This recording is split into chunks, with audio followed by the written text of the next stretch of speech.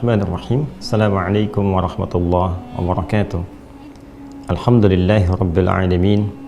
Wassalatu wassalamu ala rasulillahil karim Nabiyyina Muhammadinil amin wa ala alihi wa sahbihi ajma'in wa ba'd.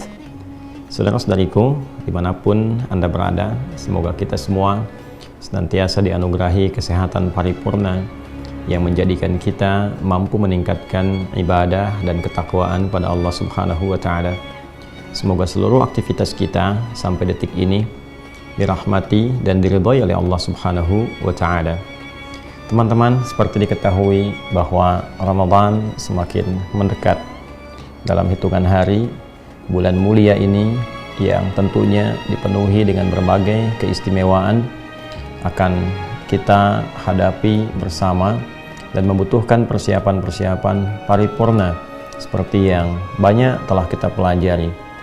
Teman-teman, ada satu pengingat yang sangat luar biasa dari Nabi SAW yang dengan pengingat ini bukan hanya memberikan motivasi kepada kita untuk meningkatkan ibadah kepada Allah, tapi juga saat yang bersamaan menghadirkan kecaman yang sangat dalam bila ada di antara umat Islam, umat Nabi Muhammad SAW yang menyepelekan Ramadan sehingga tidak memaksimalkan berbagai macam fasilitas kebaikan dan keistimewaan yang Allah telah bentangkan hanya di bulan mulia ini.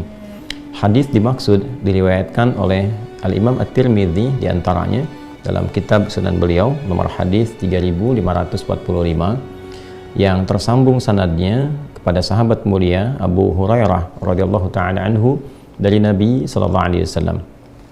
Satu kali Nabi sallallahu alaihi wasallam bersabda, "Raghima anfu rajulin liman dzukirtu 'indahu falam yusalli 'alayya. Raghima anfu rajulin liman dakhala 'alaihi Ramadan thumma salakha qabla an yughfara lahu. Raghima anfu rajulin adraka 'indahu abawahu al-kibar aw ahaduhuma falam yudkhilahul jannata." Teman-teman, ada tiga yang disampaikan oleh Nabi SAW dalam hadis ini. Yang pertama beliau sampaikan, raghima anfu rajulin, sangat tercela seseorang jauh dari rahmat Allah Subhanahu wa Ta'ala dan sungguh merugi. Jadi raghima anfu rajulin ini kalau secara tekstual diartikannya kotor hidung seseorang, kan? Ya, kena debu, ya, kena kotoran, ya, ini menunjukkan seseorang yang biasanya mohon maaf dalam peribahasa Arab itu kalau dia kotor kemudian juga tampilannya tidak bersih menunjukkan pada sesuatu yang kurang baik, kurang elok, ya. Namun dalam peribahasa ini juga menunjukkan sesuatu yang sangat tidak mulia, ya. Kalau kita hadirkan dalam bahasa sekarang, sesuatu yang terhina, ya, sesuatu yang sangat merugikan. Ini gambarannya. Jadi tadi saya artikan di awal, raghima anfu rajulin. Nah, persis seperti gambaran misalnya hidung belang, ya, yang dulu dalam konteks sejarah itu, ya, saat ada salah satu pejabat dari kolonial Belanda waktu itu di Jakarta yang mendapati bahwa ada yang mengatakan keponakannya atau dari keluarganya, ya, bagian dari keluarga itu yang perempuan kemudian berzina dengan salah satu prajuritnya, kemudian dihukum. Dipraktikkan kemudian hukum rajam, baik bagi perempuannya juga dihukum, yang laki-lakinya juga demikian. Maka sebelum dihukumi itu yang laki-laki dia diberikan coretan di hidungnya dengan arang, ya, sehingga menjadi belang, dan di situ disebut kemudian istilah hidung belang, ya, untuk menunjukkan kehinaan satu yang kotor, satu aib, ya. Maka kembali kepada peribahasa tadi yang disampaikan oleh Nabi SAW dalam kalimat hadisnya, raghima anfu rajulin, ya, sungguh menjadi aib, sungguh menjadi merugi, sesuatu yang tidak elok dilakukan. Liman dzukirtu 'indahu falam yusalli alaihi. Yang pertama adalah orang-orang yang disebutkan namaku kata Nabi Muhammad SAW, ya, maka dia tidak bersalawat kepada Rasulullah. Ya, disebutkan nama Nabi Muhammad SAW, tapi dia tidak bersalawat. Jadi aib kata Nabi, seseorang yang disebutkan nabinya, ya kan, orang yang telah diutus Allah Subhanahu wa Ta'ala untuk membimbing dia menuju kebaikan, memberikan syafaat pada kemuliaan, mengajarkan pada kebaikan, membawa pedoman yang mengantarkan pada kesuksesan, kebahagiaan. Bahkan ketika disebutkan pun tak mampu bersalawat kepada Nabi SAW. Bahkan dengan salawat itu pun sebetulnya kasih sayang Rasulullah yang memohonkan kepada Allah, ya kan? Dengan mencintai Nabi menyebutkan salawat, justru kembali kepadanya 10 kebaikan, ya kan? Man shalla alayya salatan sallallahu alaihi asyra salawat. Siapa yang bersalawat kepadaku, kata Nabi sallallahu alaihi wasallam, maka Allah memberikan 10 kemuliaan kepadanya. Jadi bukan berarti Nabi menginginkan ya hal-hal yang disanjung, ditinggikan, bukan itu poinnya. Ya Nabi sampai menginginkan semua umatnya itu, laki-laki, perempuan, siapapun mendapat kemuliaan lebih. Bahkan dengan mengingat nabinya saja yang menghadirkan kemudian ketakwaannya kepada Allah, ingat pedomannya, ingat kemuliaan-kemuliaannya, justru Nabi mengharapkan, ya Allah berikan kemuliaan kepadanya, balas ia. Ya, sampai di titik ini kita bisa memahami bagaimana kasih sayang seorang Rasulullah SAW kepada seluruh umatnya. Ya, sampai mendapatkan persaksian dalam Al-Quran yang di surat At-Taubah itu yang viral. Laqad ja'akum rasulun min anfusikum azizun 'alaihi ma 'anittum harisun 'alaikum bil mu'minina raufur rahim. Kalian telah mendapati, kata Allah, seorang rasul yang sangat luar biasa. Azizun 'alaihi ma 'anittum, ya, yang saking tingginya perhatian beliau kepada engkau, beban kalian itu kalau mampu ditanggung oleh Nabi akan dipikul, kan? Jadi tidak ingin melihat umatnya punya beban. Ya, kita bisa gambarkan seorang yang mungkin saya, Anda, atau kita semua tak akan luput dari maksiat, kan? Masya Allah, sangat ringan dengan mencintai Rasulullah, bersalawat kepadanya, kita mendapatkan anugerah 10 kebaikan dari Allah Subhanahu wa Ta'ala, dan boleh jadi akumulasi itu mendatangkan syafaat Rasulullah kemudian di hari akhir, kan? Saking cintanya, kata Allah, kepada kalian itu, kalaupun kalian bersua dengannya punya beban, Nabi ingin mengambil beban itu, ya, seakan-akan mengharapkan umatnya nggak punya beban. Ya, maka dengan sosok seperti itu seharusnya mendengar saja kita sudah bukan hanya mengingat, tapi menghadirkan cinta kepada Rasulullah Sallallahu Alaihi Wasallam.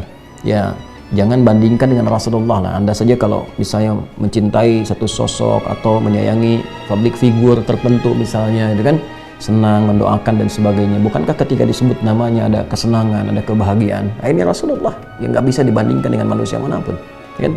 Ini satu. Jadi yang kedua, raghima anfu rajulin. Nah, ini yang menariknya kaitan dengan Ramadan. Raghima anfu rajulin liman dakhala alaihi ramadhanu. Ya, tercela aib bagi seseorang, sungguh merugi, kan? Orang yang mendapati Ramadan. Jadi dia bisa hadir di bulan Ramadan, kan? Bisa kemudian ya mendapati keistimewaan yang orang-orang belum tentu bisa meraihnya. Ya, peluang Lailatul Qadar, diampuni dosa, kemudian juga pahala yang begitu melimpah, kesalahan dan dihapuskan dan sebagainya. Cuma sayang, ya, thumman salakha falam yughfar lahu. Ya, sampai kemudian bulan itu habis Ramadannya, tapi dia tidak mendapatkan ampunan Allah Subhanahu wa Ta'ala. Ya, dan kalimatnya itu menggunakan fi'il mudhari. Ya, kalimatnya menggunakan fi'il mudhari, lam yughfar, ya, dan dia tidak mendapati, tidak diampuni. Poinnya kalau mudhari dalam bentuknya pasif, mudharinya pasif, ya, majhul, bukan mudhari yang ma'lum tapi majhul, ya. Dia tidak mendapati ampunan, atau kalau kita jadikan bentuk pasifnya, tidak diampuni dosanya selama bulan itu. Ya, ini menunjukkan kesan begini. Jadi ketika kalimat menggunakan fi'il mudhari, bentuknya menggunakan majhul atau bentuk pasif, ini sebetulnya memberikan kesan kepada ketiadaan ikhtiar untuk menjemput. Ya, jadi Allah membuat satu aturan. Siapa yang minta ampun, diampuni. Siapa yang memohon dalam Lailatul Qadar misalnya, diberikan banyak kemuliaan. Ya, kesalahan siapa yang minta diampuni, digugurkan kesalahannya. Allahumma innaka afuwun tuhibbul afwa fa'fu anni. Diajarin oleh Nabi SAW, ya, Nabi mengajarkan kepada Sayyidah Aisyah doa yang dimohonkan dalam setiap jeda kesempatan salat tarawih untuk menghapuskan kesalahan. Salatnya kalau benar bisa menggugurkan dosa-dosa, mendapatkan malam Al-Qadar. Nah, dia diberikan oleh Allah semua peluang itu sampai akhir Ramadan, tapi tidak memanfaatkan. Tidak memanfaatkan. Ya, karena itu yang seharusnya hari pertama bisa mendapatkan ampunan, dia nggak diampuni. Tidak diampuni itu dalam konteksnya apa? Maksudnya dia tidak memanfaatkan waktu-waktu itu dengan maksimal. Diberikan waktu untuk berdoa, dia nggak berdoa. Dikasih kesempatan tarawih dengan semua pemberian yang baik, dia tidak manfaatkan. Diberikan kesempatan baca Al-Quran, pahala melimpah, dia tidak memanfaatkan. Ya, senyamannya aja, cuma tahan lapar, tahan haus, nunggu sahur, nunggu buka, gitu kan. Nah, orang-orang yang menganggap ringan Ramadan sehingga tidak memanfaatkan semua kesempatan-kesempatan terbaik, keistimewaan yang hanya didapati di bulan itu, tidak ada di selainnya, maka kata Nabi SAW, orang-orang yang demikian adalah orang-orang yang merugi dan aib bagi mereka. Dikasih kesempatan, Allah yang kasih itu, bukan manusia. Ya, Allah yang kasih, bukan makhluk. Allah Khalik yang mencipta kita, yang menyayangi kita dengan Rahman dan Rahimnya. dikasih tapi nggak dimanfaatkan. Maka orang seperti itu jauh dari rahmat Allah, aib bagi dirinya, dan tentu sangat merugi dalam kehidupan. Ya kan? Diberikan kesempatan mendapati Ramadan tapi tak mampu diampuni di bulan itu. Maksud tak mampu diampuni itu bukan Allah tidak mengampuninya, tapi dia tidak berikhtiar untuk mendapatkan ampunan Allah Subhanahu wa ta'ala dengan menunaikan berbagai ibadah, mengoreksi diri, dan tentunya memanfaatkan semua fasilitas kebaikan yang telah Allah tebarkan. Dan yang ketiga adalah raghima anfu rajulin liman adraka abawahu, ya, sungguh sangat merugi, sungguh sangat tercela, sungguh jauh dari nilai-nilai kebaikan. Liman adraka indahu abawahul kibar, ya, siapa yang mendapati kedua orang tua di sampingnya, au ahaduhuma, ya kan, atau salah satu di antara keduanya. Jadi bisa ayah, bisa ibu, dia sudah matang gitu kan, orang tuanya sudah sepuh, tapi ternyata tidak menggunakan itu sebagai fasilitas untuk berbakti kepada kedua orang tuanya dan berusaha memasukkan kedua orang tuanya ke surga. Falam yudkhilahul jannah. Maksudnya apa? Ya, di sini ada kata kiasan yang sangat dalam, sebagaimana orang tua itu merawat Anda, ibu mengandung, melahirkan, menyayangi, demikian juga ayah mencari berbagai hal untuk kenyamanan anaknya, pendidikan dia yang bagus sampai disekolahkan di tempat yang terbaik, padahal boleh jadi ayahnya bekerja siang malam peluh keringatnya dan sebagainya, tetapi kemudian ketika dia mendapati kedua orang tuanya sudah demikian sepuhnya dan bahkan dia punya kemampuan, punya kematangan, tapi tak peduli dengan kedua orang tuanya, ya, untuk memberikan fasilitas perhatian saja dia tidak mampu. Ayahnya sakit cuman taruh bunga aja gitu kan, dia nggak sadar bagaimana ayahnya bahkan rela bertukar nyawa ketika anaknya dalam keadaan sakit yang sangat parah misalnya, ya. Maka hal demikian dipandang aib dalam agama, hal demikian dipandang sesuatu yang merugikan bagi seorang anak. Jadi 3 hal disebutkan di sini, ya, berbakti kepada kedua orang tua, mencintai Nabi SAW dengan memperbanyak salawat kepada beliau, dan yang ketiga memanfaatkan Ramadan dengan penuh kemuliaan dan kebaikan, semangat dan niat ikhlas karena Allah Subhanahu wa ta'ala. Kita ambil yang terkait dengan Ramadan. Di sini ada petunjuk dari Nabi SAW untuk menyiapkan diri, jangan menganggap ringan Ramadan, jangan menyepelekan. Justru Allah berikan kepada kita dengan cintanya supaya Allah menggugurkan semua kesalahan dan dosa-dosa kita dan terlahir kembali pasca Ramadan dalam keadaan yang lebih baik, mulia, dan berperilaku lebih soleh dan taat di hadapan Allah Subhanahu wa ta'ala. Demikian teman-teman, sebagai pengingat, selebihnya adalah niat yang paripurna sehingga sampai di bulan Ramadan kita bisa ikhtiar maksimal. Adi Hidayat. Assalamualaikum warahmatullahi wabarakatuh.